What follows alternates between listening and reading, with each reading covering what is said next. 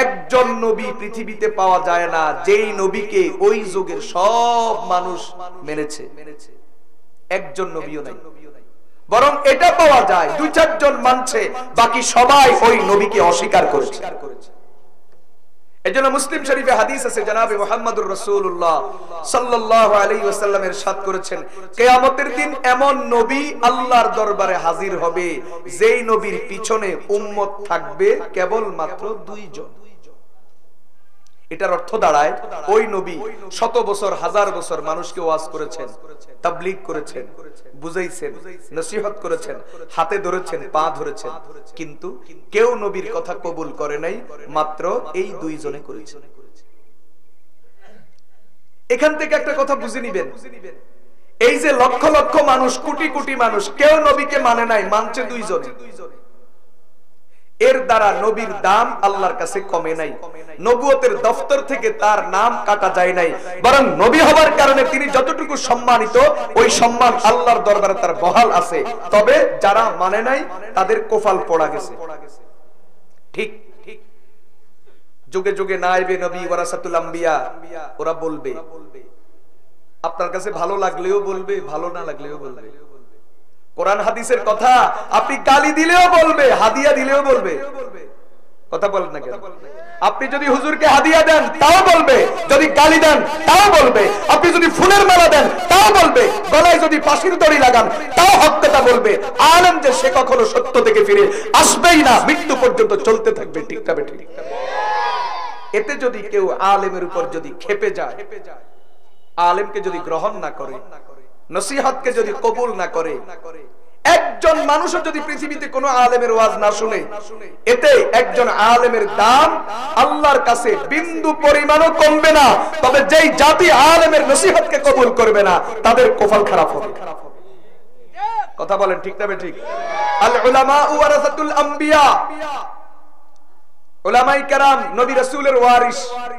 এটা তোমার দুনিয়ার কোন নেতার ঘোষণা না, এটা কোন রাজনৈতিক বক্তব্য না যে সকালে একটা বললাম বিকালে আরেকটা, অথবা ক্ষমতায় যখন ছিলাম তখন খুব হম্বি তম্বি দেখাইলাম, খুব হুমকি আর ধমকি দিলাম, ক্ষমতা শেষ, এখন ইঁদুরের মতো গর্তে ঢুকে গেলাম। কথা বলে ঠিক কিনা? সকাল সন্ধ্যা যাদের প্রতিদিন বক্তব্যে বক্তব্যে কান ঝালাপালা হয়ে গেছে, আজকে 5 মাস 6 মাস পর্যন্ত এমন বহু সূরার ঘরে সূরা আছে আজ পর্যন্ত জানাই যায় না কোথায় আছে, বাংলাদেশে আছে না পালাইছে, ইঁদুরের গর্তে আছে নাকি পানির তলে ডুব দিছে, আছে না মরে গেছে, সূরার ঘরে সূরার আজ পর্যন্ত কোনো খবরই পাওয়া যায় না। অথচ একটা সময় ছিল যখন মিডিয়া খুললে, পত্রিকা খুললে, টেলিভিশন খুললে তার শুধু বক্তব্য, শুধু হুমকি ধমকি, শুধু হম্বি তম্বি। কোথায় গেল এখন? কথা বলেন ঠিক? এজন্য পরিষ্কার কথা, ইমানদার মাথা কাটা যাবে, মাথা ঝোকাবে না। বলেন মাথা, আমার এই মাথা প্রয়োজনে কেটে ফেলবে।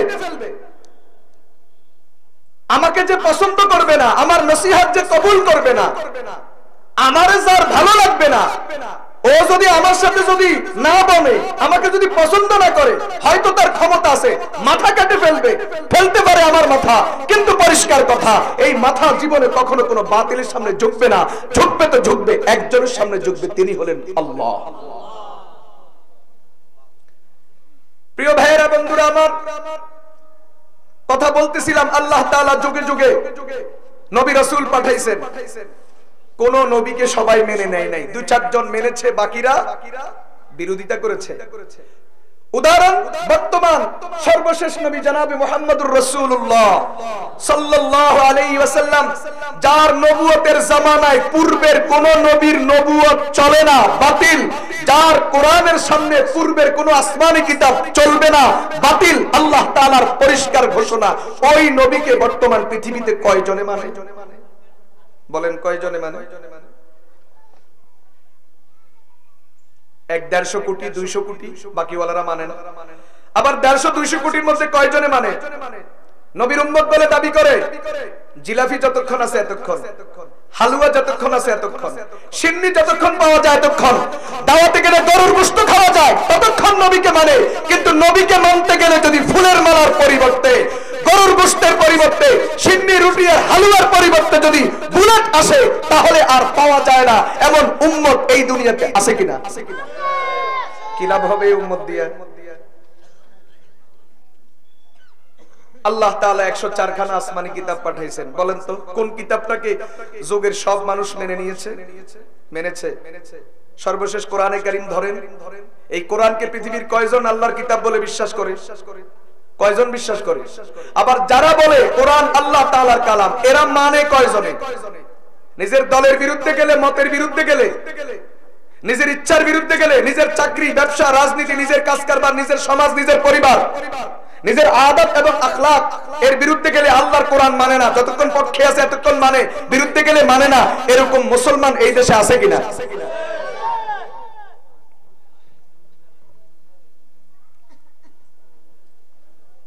একটা উদাহরণ দিই। যদি আমি বাংলাদেশের মুসলমানকে জিজ্ঞাসা করি আল্লাহর কোরআন মানেননি, সাথে সাথে সবাই এক বাক্যে বলবে, আওয়ামী লীগ বলেন, বিএনপি বলেন, জাতীয় পার্টি বলেন, জামাত বলেন, হেফাজত বলেন, চরমনাই বলেন, কেউ বাদ নাই, এক বাক্যে বলবে মানি, প্রয়োজনে আল্লাহর কোরআনের জন্য জীবন দিয়া দিব। কথা বলেন, বলবে কিনা? বলবে কিনা?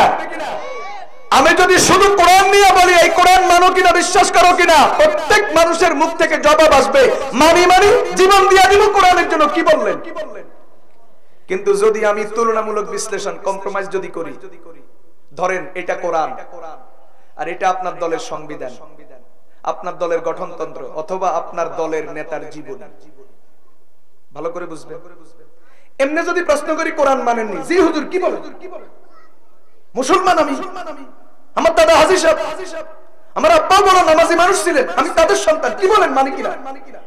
কিন্তু যদি বলি ভদ্র মিয়া, ভদ্রলোক, ধরো এটা আল্লাহর কোরআন আর এটা তোমার দলের গঠনতন্ত্র, অথবা এটা তোমার দলের নেতার জীবনী, এখন বলো দুইটা ভিতরে কোনটা নিবে? আপনার কাছে কি মনে হয় এই লোক কি জবাব দিবে? বলবে হুজুর কোরআন রাখেন, এটার জন্য আপনারা আছেন, আমার এটা দেন। কথা বলেন, কথা বলেন না কেন? এরকম মুসলমান কয় কোটি থাকলে পৃথিবীতে মুসলমানের বিশ্ববিজয় সাধিত হবে? পরিষ্কার বলি, এমন মুসলমান পৃথিবীতে 150-200 কোটি নয়, যদি 1.5 লক্ষ কোটি, 2 কোটি, 1000 কোটিও যদি হয়, এরপরেও পৃথিবীর মুসলমান বেঈমানের হাতে মার খাওয়া বন্ধ হবে না, লাঞ্ছিত হওয়া বন্ধ হবে না। কথা বলেন ঠিক না বেঠিক? বরং মুসলমানের ঈমান কি? সবকিছুর উপরে আমার কোরআন। দুনিয়ার সবকিছুকে ছাড়তে পারবো, কোরআনকে ছাড়তে পারবো না। দুনিয়ার সবকিছুকে ত্যাগ করতে পারবো, কিন্তু আল্লাহ এবং আল্লাহর রাসূলের বিধানকে কখনো আমি ত্যাগ করতে পারবো না। দুনিয়ার সব শেষ হয়ে যাবে, সব শেষ করে ফেলবো, কিন্তু আমি সবকিছুর উপরে আমার ইসলামকে রাখবো। কথা বলেন ঠিক কিনা? প্রিয় ভাইরা আমার, কথা বলতেছিলাম, পৃথিবীতে কোনো বিষয়ে মানুষ একমত হয় না, সব দ্বিমত। আল্লাহ নিয়ে দ্বিমত, নবী রাসূল নিয়ে দ্বিমত, আসমানি কিতাব নিয়ে দ্বিমত, এরকম সব বিষয়ে দ্বিমত আছে, হাজার বিষয়ে দ্বিমত। হাজার দ্বিমতের পরে একটা বিষয় পাওয়া যায় যেই বিষয়ে পৃথিবীর মানুষ একমত। 8500 বছর পর্যন্ত কেউ দ্বিমত করে নাই, এখনো কেউ দ্বিমত করে না, সামনেও কেউ দ্বিমত করবে না, কারণ দ্বিমত করার সুযোগই নাই। থাকলে করতে, যে বিষয়ে পৃথিবীর মানুষ কখনো দ্বিমত করতে পারে না, এটার নাম হলো মৃত্যু, মরণ, মৌত। মৌত নিয়ে কোনো দ্বিমত নাই। কেন? চোখের সামনে আমার বয়সে বড় যারা, এদেরকেও মরতে দেখি। আমার বয়সে ছোট যারা, তারাও মরে, আমার সমবয়সীও মরে। আমার বাচ্চাটা জন্মের আগে মায়ের গর্ভে মারা যায়, জন্মের পরে মারা যায়, বিবি মারা যায়। প্রতিদিন কত মানুষের জানাজার এলান শুনি, প্রতিদিন কত মানুষের লাশ কবরে নামতে দেখি, প্রতিদিন কত মানুষের জানাজার নামাজ হইতে দেখি, প্রতিদিন কত মানুষের মৃত্যু নিজের চোখে দেখি। এটা এমন এক চূড়ান্ত বাস্তবতা, অস্বীকার করার কোনো সুযোগ নাই। এজন্য আস্তিক বলেন, নাস্তিক বলেন, ইমানদার বলেন, বেঈমান বলেন, পৃথিবীতে 4300 ধর্ম আছে। যেই কোনো ধর্মাবলম্বী বলেন, এমনকি 4300 ধর্মের বাহিরে যাদের স্লোগান নো গড, কোন সৃষ্টিকর্তা মানে না, কোন ধর্ম মানে না, যারা নিজেদেরকে নাস্তিক বলে পরিচয় দিতে স্বাচ্ছন্দ্য বোধ করে, ওই নাস্তিকের বাচ্চা পর্যন্ত স্বীকার করে মরণ হবে, বাঁচার কোনো উপায় নাই। কিন্তু আবার বেজাল শুরু, মরণের পরে কি হবে? আবার বেজাল। খেয়াল করে বুঝেন, সামনের আয়াত বুঝতে হলে কথাগুলো বুঝতে হবে। মরণের আগে সব বিষয় নিয়ে দ্বিমত, মাঝখানে মরণ নিয়ে একমত, মরণের পরে কি হবে? আবার দ্বিমত। ইমানদার যারা তারা মনে করে মরণ মানে শেষ নয়। বলেন মরণ মানে শেষ নয়, বরং মরণের মাধ্যমে আসল জীবন কেবলমাত্র শুরু হয়। দুনিয়ার জীবন কোনো জীবনই না, দুনিয়ার সুখ কোনো সুখী না, দুনিয়ার দুঃখ কোনো দুঃখী না। আসল সুখ দুঃখ যেটা পরকাল যেটা, এটা শুরু হয় কেবলমাত্র মৃত্যুর মাধ্যমে। এই কথাটা বোঝানোর জন্য একটা উদাহরণ দিই। ইমাম আহমদ বিন হাম্বল রাহমাতুল্লাহ আলাইহি ওনার লিখিত কিতাবুজ জুহুদ, আমার কাছে কিতাবটা ছিল, সেখানে তিনি একটা ঘটনা আনছেন। সহিহ বুখারীর একজন রাবী হযরত নাউফ আল বিকালি রাহিমাহুল্লাহ, তার সূত্রে তিনি ঘটনা বয়ান করেছেন। এক ঈমানদার আর এক মুশরিক দুইজন বাইর হইছে মাছ ধরার জন্য। কি ধরার জন্য? জাল নিয়ে বাইর হইছে, মাছ ধরবে। তো ঈমানদার সব কাজে বিসমিল্লাহ পড়ে, ও বিসমিল্লাহ বলে জাল মারে। আর বেঈমান তার মূর্তির নামে জাল মারে। কিন্তু ঈমানদার যতবার জাল মারে জাল খালি, টান দিলে কোনো মাছ নাই। আর বেঈমান যখনই জাল মারে টান দিলে জাল ভর্তি মাছ। সারাদিন দুইজনে মাছ শিকার করলো। ঈমানদার বেচারা একটা মাছও পাইল না, আর বেঈমান বেচারা বস্তায় বস্তায় মাছ বাড়িতে পৌঁছাইল। তখন হাদিসের মধ্যে আছে প্রত্যেক মানুষের সাথে ফেরেশতা থাকে। তখন একজন ফেরেশতা আল্লাহ তাআলাকে জিজ্ঞাসা করলেন, আল্লাহ আপনি এটা কি আচরণ করলেন? দোস্তের সাথে দুশমনের আচরণ, দুশমনের সাথে দোস্তির আচরণ। মানে কই যে ঈমানদার আপনার দোস্ত, আপনি তারে উপবাস রাখলেন সারাটা দিন, একটা মাছও দিলেন না। বেঈমান আপনার দুশমন, আর ওরে বস্তায় বস্তায় দিছে। আল্লাহ তাআলা ফেরেশতাকে বলে, আচ্ছা আমি কি দুশমনি করছি না দোস্তি করছি? তুমি একটু তাকায়া দেখো। কি দেখতাম? যাও ঈমানদারের জন্য জান্নাত তৈরি করে রাখছি, দেখে আসো। ফেরেশতা গেছে জান্নাত দেখার জন্য। দূরের থেকে সবকিছু পরিষ্কার সুন্দর দেখা যায়, বাতাসের সাথে ফলগুলো দোল খাচ্ছে। এরপরে দুধের নহর, মধুর নহর, শরাবের নহর, স্বচ্ছ পানির নহর, সবকিছু দেখা যায়। দৌড়াই আসছে। আল্লাহ তাআলা জিজ্ঞাসা করেন, কি দেখছো? আল্লাহ ওর জন্য আপনি জান্নাতের মধ্যে যা ঠিক করে রাখছেন, ও যদি দূরের থেকে একবার শুধু তাকাইয়া দেখে, জান্নাতে যাওয়া লাগবে না, দূরের থেকে দেখলেই সে বলবে, আল্লাহ আমার গোটা জীবনটাই আনন্দের জীবন, জীবনে কখনো আমি কষ্ট দেখি নাই। জান্নাত দেখা মাত্রই তার দুনিয়ার জীবনের সব কষ্টের কথা মুহূর্তের ভিতরে ভুলে যাবে। এটা বোঝার জন্য মুসলিম শরীফ থেকে আরেকটা হাদিস শোনাই। রাসূল করিম সাল্লাল্লাহু আলাইহি ওয়াসাল্লাম ইরশাদ করেছেন, আল্লাহ তাআলা সর্বশেষ যেই লোকটাকে জাহান্নাম থেকে মুক্তি দিয়া জান্নাত দিবেন, যেই লোকটা জাহান্নামে জ্বলতে জ্বলতে সব জ্বলে পুড়ে ছাই হয়ে গেছে, সব শেষ হয়ে গেছে, এই লোকটাকে যখন আল্লাহ তাআলা জাহান্নাম থেকে বের করে যখন জান্নাতে দিবেন, তো জান্নাতে তো ডাইরেক্ট দিবেন না, আগে আল্লাহ তাআলা তাকে জাহান্নাম থেকে বের করবেন। এত বছর জাহান্নামে জ্বলার পরে যখনই মাত্র সে জাহান্নাম থেকে বের হবে, ও মনে করবে এটাই জান্নাত। ফেরেশতারা বলবে সামনের দিকে যাও, কয় না আমি আর যাব না, এখানেই আছি। তো কিছুক্ষণ পরে দেখে যে সুন্দর এক গাছ, যেই গাছের সৌন্দর্য, যে গাছের মতো এমন মনোরম পরিবেশ জীবনে কখনো দেখে নাই। তো ফেরেশতারা আবার তাকে ওখানে নিয়ে যায়। নেওয়ার পরে ওখানে বলে, কয় না এটাই জান্নাত, আমি আর সামনে যাব না। সুবহানাল্লাহ বলে। এখনো জান্নাত বহুদূর বাকি, মাত্র একটা গাছ দেখেছে, ও গাছ দেখেই বলে না এটাই জান্নাত, এটাই আনন্দ, এটাই সবকিছু, এটাই পুরস্কার, সারা জীবনের ঈমান আমলের পুরস্কার এটাই, সামনে আর যাওয়া যাবে না, সামনে যাওয়া লাগবে না। বুঝেন বাস্তবে জান্নাতটা কত মজার, কত সুন্দর। প্রিয় ভাইয়েরা আমার, এরপরে আল্লাহ তাআলা এখন ওই ফেরেশতাকে বলেন, যাও যেই লোকটা সারাদিন অনেক মাছ শিকার করলো, অনেক কিছু পেল, দেখো তার জন্য জাহান্নাম বানায় রাখছি, দেখো তো জাহান্নামটা দেখে আসো। ফেরেশতা কোন রকম এক নজর দিয়া দৌড়াইয়া চলে আসবে। কি দেখছো? আল্লাহ ভিতরে যা অবস্থা, সাপ বিচ্ছু, আগুন যেভাবে ধাউ ধাউ করে জ্বলছে, সাপ বিচ্ছু যেভাবে কিলবিল করছে, আমার বিশ্বাস এই লোকটা জাহান্নাম এক নজর দেখা মাত্রই, জাহান্নামে যাওয়া লাগবে না, দূরের থেকে এক নজর দেখা মাত্রই ও তার জীবনের সকল আনন্দের কথা মুহূর্তের ভিতরে ভুলে যাবে, আর বলবে, আল্লাহ জীবনে কখনো আনন্দ দেখি নাই, দুনিয়াতেও কষ্ট করছি, এখনো আমার ভাগ্যে কষ্ট আর কষ্টই। তখন আল্লাহ তাআলা ফেরেশতাকে বলবেন, ঈমানদারের জন্য যেহেতু পরকালে পুরস্কার রেডি, আর বেঈমানের জন্য যেহেতু পরকালে আযাব রেডি, অতএব ঈমানদার পরকালে ভোগ তো করবেই, তাহলে দুনিয়াতে একটু কষ্ট করলে অসুবিধাটা কি? এটা বুঝার জন্য একটা উদাহরণ দিই, যেই লোকটা একটু পরিশ্রম করে দুপুরে খাইতে যায়, এই লোকের খাবারের তৃপ্তি আর যাতে সারাদিন গাদার মতো হুতি হুতি হোতাত্ত নুড়ি কোন রকম মুখ দুই খাইতে বইয়ে এটার খাবারের তৃপ্তি বেশ কম আছে কিনা? কথা বলেন, বেশ কম আছে কিনা? যেই লোকটা সারাদিন পরিশ্রম করে, মাঠে কাজ করে, ঘাটে কাজ করে, গাড়ি চালায়, ড্রাইভিং করে, খালে কাজ করে, বিলে কাজ করে, নৌকা চালায়, এই করে সেই করে, এরপরে দ্বিপ্রহরে গোসলটা করে খাইতে বসে, ওর বিবি যাই রান্না করবে প্রত্যেকটা রান্নাই তার কাছে জান্নাতের মতো নিয়ামতের মতো সুস্বাদু মনে হবে। পেট ভরে খাবে, কয় প্লেট খাবে হিসাব তো থাকবে না। কথা বলেন ঠিক না বেঠিক?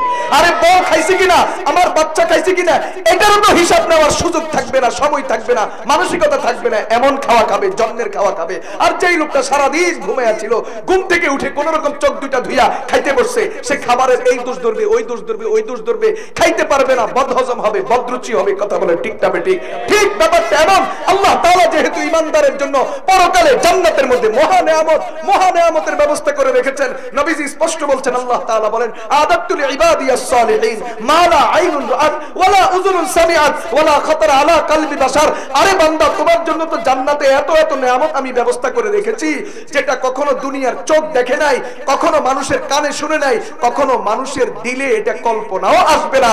এত নেয়ামত আমি সাজায় রাখছি, তো তোমার জন্য পরকালে আছে। তো দুনিয়াতে একটু কষ্ট করো না, করলেই তো সেখানে মজাটা বেশি করে পাইবা। তাহলে আমরা ইমানদার বিশ্বাস করি পরকাল আছে, দুনিয়াই শেষ নয়। দুনিয়ায় কি নয় বলেন? শেষ নয়, বরং আসল জীবন ওইটা।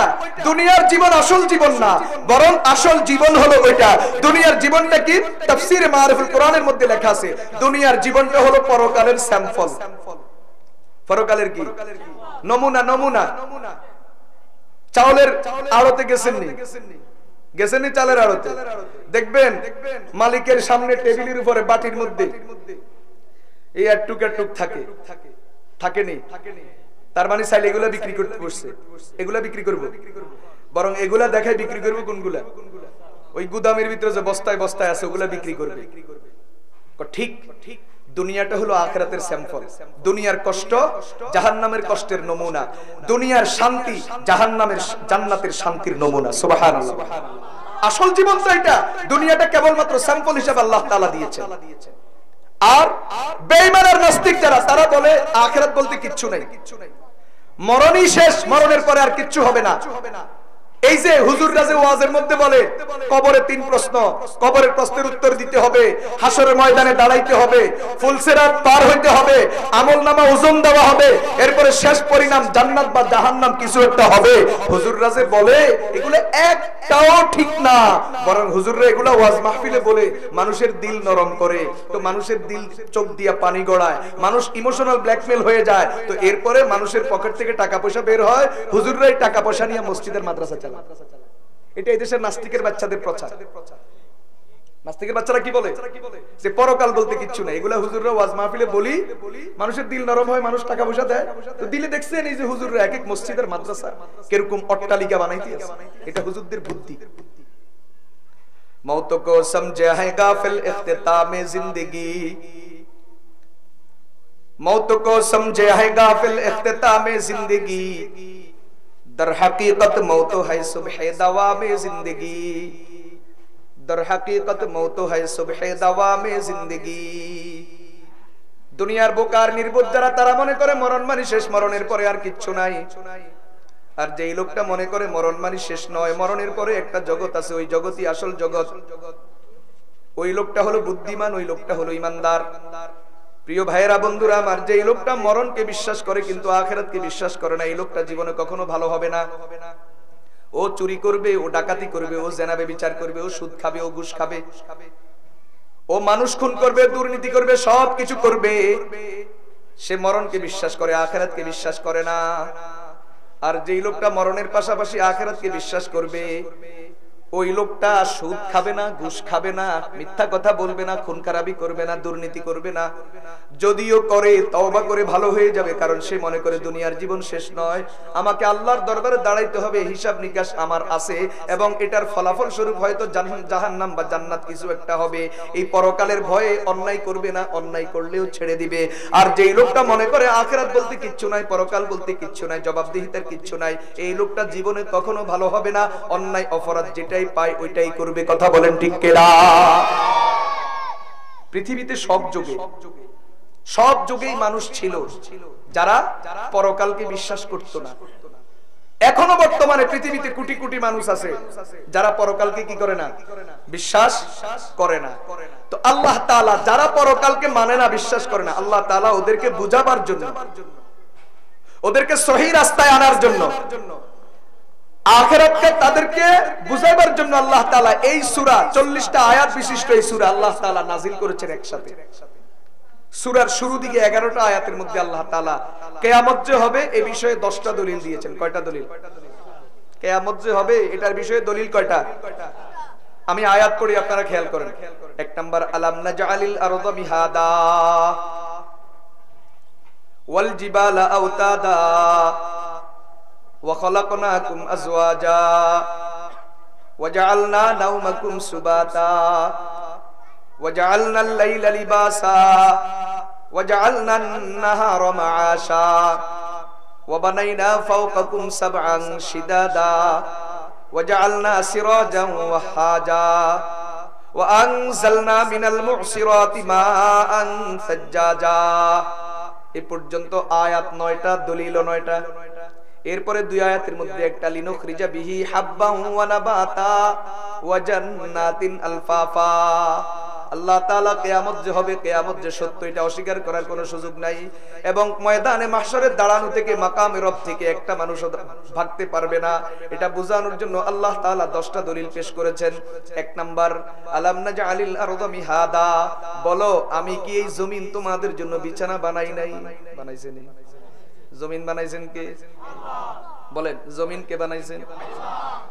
জমিনের মধ্যে কোথাও উঁচা, কোথাও নিচা, কোথাও মাটি শক্ত, কোথাও নরম, কোথাও লাল মাটি, কোথাও কালো মাটি, কোথাও সাদা মাটি, কোথাও বালু, কোথাও কাদা, কোথাও পানি। আল্লাহ তাআলা বিভিন্ন রকম করে জমিনটাকে বানাইছেন মানুষের জন্য উপযুক্ত করে। মানুষের এই জমির, এই দুনিয়াতে মানুষের হায়াতের মধ্যে যা কিছু দরকার আল্লাহ তাআলা সব কিছুই জমিন থেকে উৎপাদনের ব্যবস্থা করে দিয়েছেন। কথা বলেন ঠিক কিনা?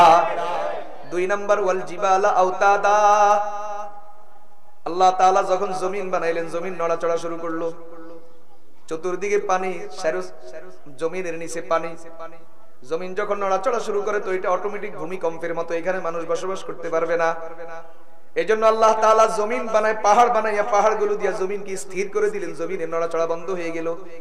এখন এই জমিনের উপর মানুষ গাড়ি চালায়, জমিনের উপর মানুষ বাড়িঘর করে, জমিনের উপর মানুষ কত বাহাদুরি করে। যেহেতু জমিন এখনো থেমে আছে, পাহাড় বানাইয়া জমিনকে থামাইয়া জমিনকে মানুষের বসবাসের উপযুক্ত করেছেন কে? 3 নাম্বার, আল্লাহ তাআলা বলেন তোমাদেরকে জোড়ায় জোড়ায় নারী পুরুষ, নর মাদি, মানুষের মধ্যেও আছে, জীব জানোয়ারের মধ্যেও আছে, জোড়ায় জোড়ায় সৃষ্টি করেছেন কে? এরপরে আল্লাহ তাআলা বলেন তোমাদের আরামের জন্য ঘুমের ব্যবস্থা করেছেন কে? আমাদেরকে আল্লাহ তাআলা শুধু ঘুম দেন নাই, বরং ঘুমের জন্য পরিবেশ দরকার, ঘুমের জন্য উপযুক্ত পরিবেশ দরকার। আল্লাহ তাআলা বলেন ঘুমের জন্য অন্ধকার রাত দিয়েছেন কে? এরপরে শুধু ঘুমাইলে হবে না, বরং রিজিকের দরকার, রোজগারের দরকার, রোজগারের জন্য আলোকিত দিন ব্যবস্থা করেছেন কে? আমাদের মাথার উপরে 7টা মজবুত মজবুত আসমান আছেন, আসমানগুলা বানাইছেন কে? আসমানের মধ্যে একটা সূর্য আছে, সূর্যের মধ্যে আলো আছে, তাপ আছে। এই সূর্য আসমানের মধ্যে দিয়া রাখছেন কে? আসমান থেকে বৃষ্টি বর্ষণ করেন কে? আবার এই বৃষ্টি দিয়া ফল ফুল শাকসবজি, গাছপালা, এই সব কিছু এই জমিনের মধ্যে উৎপাদন করে আমাদের রিজিকের ব্যবস্থা করেন কে? যদি আমি আসমান বানাইতে পারি, জমিন বানাইতে পারি, পাহাড় পর্বত বানাইতে পারি, আসমান থেকে বৃষ্টি বর্ষণ করতে পারি, চন্দ্র সূর্য বানাইতে পারি, এত কিছু যখন আমি করতে পারি, বলো তাহলে আমি এগুলাকে ধ্বংস করে এটাকে আমি কিয়ামতের ময়দান বানাইতে পারবো না কেন? পারবেন কিনা? এই যে যেমন আপনাদের এখানে স্কুলের বিল্ডিং আছে, আছে না? বিল্ডিংটা যে মিস্ত্রি বানাইছে, রাজমিস্ত্রি, এরা চাইলে বিল্ডিং এটা ভাঙতে পারবে কিনা? কি ভাই, যারা বিল্ডিং বানাইতে পারে এরা বিল্ডিং ভাঙতে পারে না? তো তাহলে দুনিয়ার একটা মিস্ত্রি, দুনিয়ার একটা লোক, ও যদি বিল্ডিং বানাইতে জানে আবার বিল্ডিং ভাঙতে জানে, তাহলে যে আল্লাহ তাআলা গোটা কায়নাতকে সৃষ্টি করলেন, গোটা কায়নাতকে সাজাইলেন, তাহলে তিনি চাইলে এটাকে ধ্বংস করতে পারবেন না কেন? পারবেন কিনা? এটাই ইমানদারের বিশ্বাস। সব কিছু শেষ হবে, ধ্বংস হবে, আল্লাহ তাআলা এখানেই আবার হাসরের ময়দান বানাইয়া আমাদের সকলকে দাঁড় করাবেন এবং আমাদের গোটা জিন্দেগীর হিসাব নেবেন। আর পুরস্কার স্বরূপ, এটার ফলাফল স্বরূপ, নতিজা স্বরূপ হয়তো জান্নাত অথবা জাহান্নাম দিবেন। কথা বলেন ঠিক কিনা? প্রিয় ভাইরা আমার, তাহলে আমরা এই পৃথিবীতে যা কিছু ভোগ করতেছি একটাও আমাদের মালিকানা না, সব কাজ দেওয়া। আপনি ভোগ করতেছেন, সুবিধা নিতেছেন, আপনি ভোগ করতেছেন, আপনি খাইতেছেন, আপনি দেখতেছেন, আপনি সব আপনি করতেছেন, কিন্তু একটাও আপনার মালিকানা না। সবকিছু মালিকানা কার? আল্লাহ তাআলা আমাদেরকে দয়া করে দিয়ে রাখছেন। কথা বলেন। আসমানকে দিয়েছেন, জমিনকে দিয়েছেন। দেখেন, আমাদের চাঁদের আলো দরকার, সূর্যের আলো দরকার, তারকার মিটি মিটি আলো আমাদের দরকার। এক একটার মধ্যে এক একটা উপকারিতা আছে। সূর্যের আলোর মাধ্যমে যেই কোনো বস্তু, ফল বলেন, ফুল বলেন, সবজি বলেন, এটার যে একটা নিজস্ব কালার, নিজস্ব রং, যেমন আমের রং একরকম হয়, মালটার রং একরকম হয়, কাঁঠাল একরকম হয়, তরমুজ একরকম হয়, কুমড়ার রং একরকম হয়, কদুর রং একরকম হয়, টমেটো একরকম হয়, বেগুন একরকম হয়। এই যে প্রত্যেকটা শাকসবজি, প্রত্যেকটা বৃক্ষ, তরুলতা, প্রত্যেকটা বস্তুর যে আলাদা আলাদা রং, এই রংটা আসে কেবলমাত্র সূর্যের আলোর কারণে। সুবহানাল্লাহ বলেন। তাহলে আল্লাহ তাআলা বিশাল সূর্য দিয়া আমাদের খেদমত করতেছেন কিনা? কথা বলেন, করতেছেন কিনা? দেখেন, সূর্যের আলো আমাদের প্রয়োজন, আবার চাঁদের আলো প্রয়োজন। চাঁদের আলো না হলে এই জিনিসগুলোর মধ্যে স্বাদ আসবে না। স্বাদ, প্রত্যেকটা বস্তুর যে আলাদা আলাদা স্বাদ, প্রত্যেকটা বস্তুর যে আলাদা আলাদা ঘ্রাণ, এটা আসবে না যদি চাঁদের আলো না থাকে। তো আল্লাহ তাআলা সূর্য আমাদের জন্য দিয়েছেন, চাঁদও আমাদের জন্য দিয়েছেন। এই যে খাল বিল, নদী নালা, সাগর মহাসাগর, পৃথিবীতে কোথাও পানি মিষ্টি, কোথাও পানি লবণ। মিষ্টি পানি আমাদের দরকার, পান করার জন্য মিষ্টি পানি লাগে, আর পরিবেশের জন্য লবণাক্ত পানি লাগে। বলেন কি লাগে? এই জন্য পৃথিবীতে লবণাক্ত পানির সংখ্যা পরিমাণ বেশি, মিষ্টি পানির পরিমাণ কম। সাগর মহাসাগর বেশি। কেন? পৃথিবীতে মানুষ বসবাস করতে গেলে যেই পরিমাণ বর্জ্য, যেই পরিমাণ ময়লা আবর্জনা, এটা মিষ্টি পানি হজম করতে পারে না, এটা হজম করতে পারে নোনা পানি। এজন্য আল্লাহ তাআলা পৃথিবীতে নোনা পানি দিয়ে রাখছেন, পানির মধ্যে লবণ দিয়ে দিয়েছেন, যাতে করে এই পরিবেশ আমাদের অনুকূলে থাকে, যেন এটা দূষিত না হয়, মানুষ যেন ক্ষতিগ্রস্ত না হয়। ঠিকটা বেঠিক? সাগর মহাসাগরের ভিতরে আল্লাহ তাআলা কত রকমের সম্পদ দিয়ে রাখছে, মাছ দিয়ে রাখছে, বিভিন্ন রকমের প্রাকৃতিক সম্পদ আল্লাহ তাআলা দিয়ে রাখছেন। সাগর মহাসাগর দিয়ে, নদ নদী দিয়ে লঞ্চ স্টিমার চলে, জাহাজ চলে, কত কিছু চলে, সবকিছু দিয়েছেন কে? তাহলে আল্লাহ আমাদের জন্য আসমান, জমিন, পাহাড়, পর্বত, খাল বিল, নদী নালা, পশু পাখি, কত কিছু আল্লাহ তাআলা আমাদের জন্য দিলেন। একটা কথা বলতেই অবাক লাগে, ভাবতেই অবাক লাগে। দেখেন, পৃথিবীতে যত মাছ আছে, সকল মাছের মধ্যে সবচেয়ে সুস্বাদু মাছ, যেই মাছটা পৃথিবীর প্রত্যেকটা মানুষ জীবনে একবার হলেও খাওয়ার ইচ্ছা রাখে, ওই মাছের নাম ইলিশ মাছ। কি মাছ? বাস্তবতা। পৃথিবীতে হাজার রকমের মাছ আছে। আমি একটা আর্টিকেল পড়ছিলাম, ওখানে লেখা আছে 40,000 জাতের মাছ আছে পৃথিবীতে। কত রকমের? 40,000 জাতের মাছ আছে পৃথিবীতে। কিন্তু একটা মাত্র মাছ, ইলিশ মাছ, যেই মাছ জীবনে এক টুকরা হলেও খাওয়ার আশা সবাই রাখে। আপনি পড়েন, পড়লে পাবেন পৃথিবীতে সবচেয়ে জনপ্রিয় মাছ এটা, পৃথিবীতে সবচেয়ে মজাদার মাছ এটা। কিন্তু বড় অবাক ব্যাপার, দেখেন আল্লাহ তাআলার কুদরত দেখেন। পৃথিবীর সবচেয়ে জনপ্রিয়, সবচেয়ে পরিচিত, সবচেয়ে মজাদার, সবচেয়ে সুস্বাদু মাছ যেটা ইলিশ মাছ, এটা সবচেয়ে বেশি উৎপাদন হয় আমাদের গরিবের বঙ্গোপসাগরে। এটা কেউ চাষ করে? আচ্ছা বলেন তো, আমাদের বাংলাদেশ ভারতের মাঝখানে বর্ডার আছে, আছে নেই? তার কাটার বেড়া আছে। আমরা চাইলে ওখানে যেতে পারি না, ওরাও চাইলে আমাদের এখানে আসতে পারে না। ভিসা পাসপোর্ট লাগে। কি লাগে বলেন? ভিসা লাগে, পাসপোর্ট লাগে। আচ্ছা বলেন তো, আমাদের বঙ্গোপসাগরের সীমানার পরে যে ভারত মহাসাগর শুরু, এখানে কি পানির নিচে কোনো তার কাটার বেড়া আছে? নাই। তাহলে মাছগুলো এখান থেকে ওখানে যাইতে পারে কিনা বলেন? চাইলে বঙ্গোপসাগরের ইলিশ মাছ ভারত মহাসাগরে যাইতে পারে কিনা? আবার এই যে এই কোনায়, এই যে আমাদের দক্ষিণ পূর্ব কর্নার, এখানে হলো আন্দামান সাগর, এখানে হলো ভারত মহাসাগর, এখানে আন্দামান সাগর, মাঝখানে আমাদের গরিবের বঙ্গোপসাগর। তাহলে চাইলে তো ইলিশ মাছ ওখানেও যেতে পারে। ভিসা পাসপোর্ট নাই তো? নাকি বিএসএফ অস্ত্র নিয়ে বসে আছে? না, কিচ্ছু নাই, চাইলে যেতে পারে। কিন্তু অবাক ব্যাপার, মাছ নিয়ে যাদের গবেষণা, তাদের দাবি ইলিশ মাছ ওইদিকে যায় না, এদিকেও যায় না, এদিকেও যায় না, বরং মাঝে মাঝে এদিকে চলে আসে, আমাদের পদ্মা মেঘনার দিকে চলে আসে। সুবহানাল্লাহ বলেন না? কুদরত বুঝেন না? হ্যাঁ, আপনি কি মনে করেন আল্লাহ না করুক এই ইলিশ মাছের চাষ যদি বাংলাদেশের বঙ্গোপসাগরে না হইয়া যদি অন্য কোন দেশের সাগরে হইতো, ভারত মহাসাগর হইতো, তারা আমাদেরকে লেজও দিত না। লেজ আমরা তো প্রতি বছর 30,000 টন দিই, 50,000 টন দিই, 60,000 টন দিই, আর অতীতের সরকার কি পরিমাণ দিছে এটা তারাই ভালো জানে। কথা বলেন ঠিক না বেঠিক? কেন? এটা কার দয়া? বলেন বলেন কার দয়া? আল্লাহ তাআলা আমাদেরকে ভালোবাসেন। দেখেন রিজিকের ব্যবস্থা আপনি কল্পনা করলে অবাক হবেন। প্রত্যেকটা বিষয় এমন আল্লাহ তাআলা রিজিকের জিম্মাদারি কিভাবে নেন। পৃথিবীর কোন দেশের মানুষকে কোন সম্পদটা দিতে হবে, পৃথিবীর কোন দেশের মানুষকে কি নিয়ামত ভাসায়া দিতে হবে, এটা আল্লাহ তাআলা তার পরিকল্পনা ঠিক করে রেখেছেন। তাহলে বলেন আসমান কার জন্য? আল্লাহ তাআলা আসমান বানাইছেন কার জন্য? জমিন কার জন্য? পাহাড় পর্বত কার জন্য?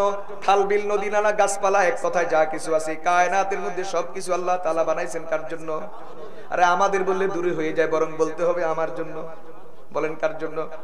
সবকিছু আমি ভোগ করতেছি। কথা বলেন আল্লাহ তাআলার নিয়ম, আল্লাহ তাআলার কুদরত, যেই জিনিস মানুষের যত বেশি প্রয়োজন এটা তত সস্তা। বলেন এটা তত কি? আর যেটা সবার প্রয়োজন না, কারো প্রয়োজন হয় না, এই জিনিস মাঝে মাঝে কিনতে হয়, পয়সা দেওয়া লাগে। আর যেটা সবার জন্য প্রয়োজন, প্রতি মুহূর্তে প্রয়োজন, আল্লাহ তাআলা এটার জন্য কোনো পয়সা নেন না, এটা বিনা পয়সা দিয়ে দেন। যেমন আরে দূর মিয়া, পানি সারাদিনে কয়বার খান? বাতাস, অক্সিজেন। পানি দিনে 2 লিটার। বলেন দিনে কয় লিটার? 2 লিটার। কিন্তু বাতাস, অক্সিজেন প্রতি সেকেন্ডে সেকেন্ডে। একটা মানুষের দৈনিক 500 লিটার, 500 থেকে 550 লিটার অক্সিজেন লাগে। এই যে নিঃশ্বাসের মাধ্যমে নিতেছি দিতেছি। প্রতিদিন মানুষের যেই পরিমাণ অক্সিজেনের প্রয়োজন 24 ঘন্টায়, এটা যদি মানুষ হাসপাতালে গিয়া আল্লাহটা বন্ধ হয়ে গেলে, আল্লাহ তাআলার কুদরত এটা যদি বন্ধ হয়ে যায়, মানুষ যদি এটা হাসপাতালে গিয়া যদি নিজের পয়সায় নিজের প্রযুক্তিতে মানুষ যদি এটা গ্রহণ করতে হয়, তাহলে এক এক দিন প্রত্যেকটা মানুষের অক্সিজেনের বিল আসবে 18 লক্ষ টাকা। সুবহানাল্লাহ বলেন না? কে দিয়েছেন? আপনি কইবেন হুজুর হাসপাতালের গ্যাসের সিলিন্ডার তো এত টাকা আসে না। তো এটার আরেক কাহিনী আছে। এটা শুধুমাত্র পুরো অক্সিজেন সাপ্লাই এটা না, ওইটা আপনার অক্সিজেন টোটাল বন্ধ হলে কিন্তু কেউ দিতে পারবে না।